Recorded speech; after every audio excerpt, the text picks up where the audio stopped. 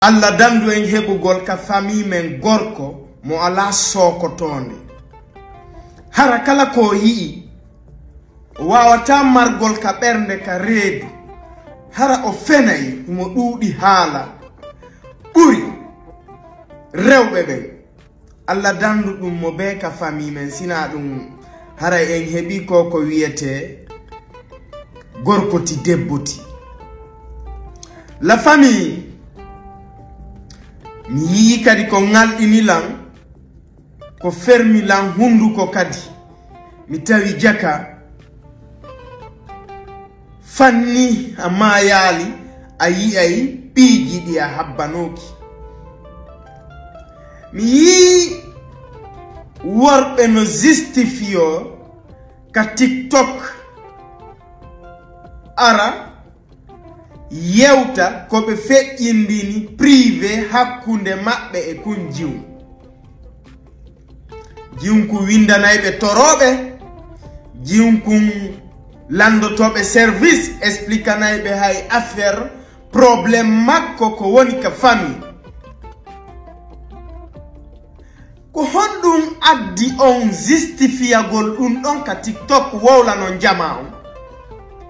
ko hombo landi on na ono marde jiwnkun problème jiwnkun na ono wujji jiwnkun ko problème kanko e goɗɗo go na ono mardi problème aron ɓayo heɓi problème ɗo yon arde wallito ɗonmo en tant que bandirawo men miññirawo men par ce que en fo ɗen andi jiwnkun heɓali as jigono ton hay simo e erreur surremo e piiji go imagine an onon ɓe wonɓe mo wirtude ɗo fof wowla ko o tori on ko landi on service imagine onon kadi rewɓe ɓen ɓe won o yewtidude ɓen fop si yaltini ko yewtuɗon privé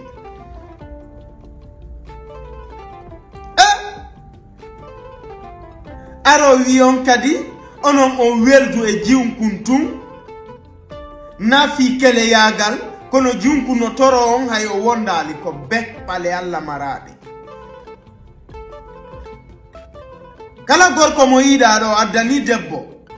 jiwum invitation no windanamo bimbi e kikiɗe no ina bo mi faala hiɗa weɗalanɗa jomba ene mi faalama fiyansade ko laawol no o kelorama o wonu hara o hersuma o huluma o ronku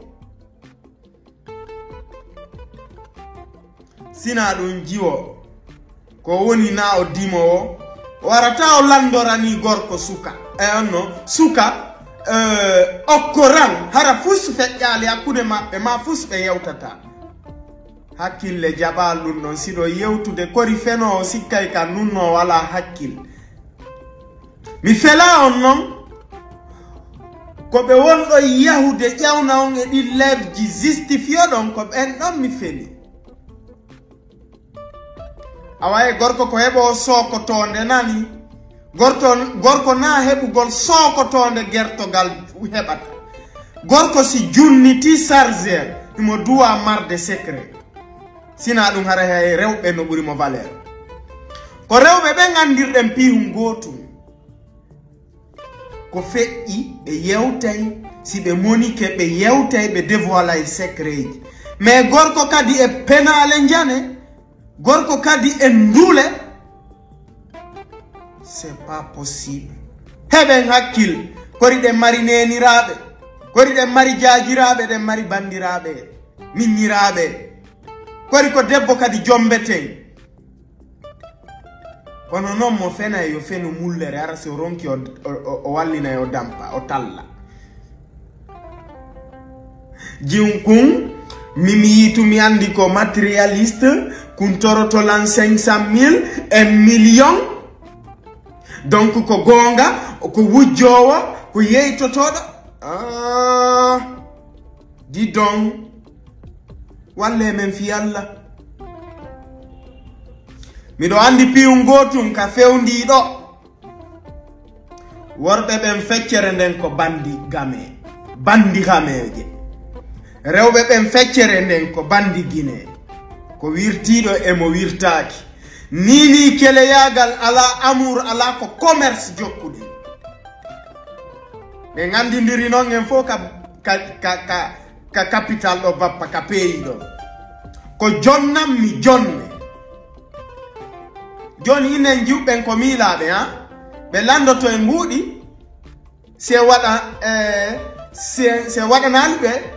be terto e se sonal be telephone di iPhone be selaye ko ma wadanen be goddum sina dum en jokkondirta ene worbe be se wondido e goddo e der une semaine sa wawali mo kentude ko ya blokumo ko ya tajomo inna yo sele parce que hara amemali porti makko kunge donc ko onden kelorde ko fop nini ko kentugol kon woni nafa kele yagal ko Benzema on woni nafa kele yagal ko mugu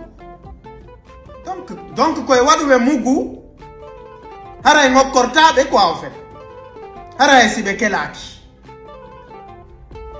voilà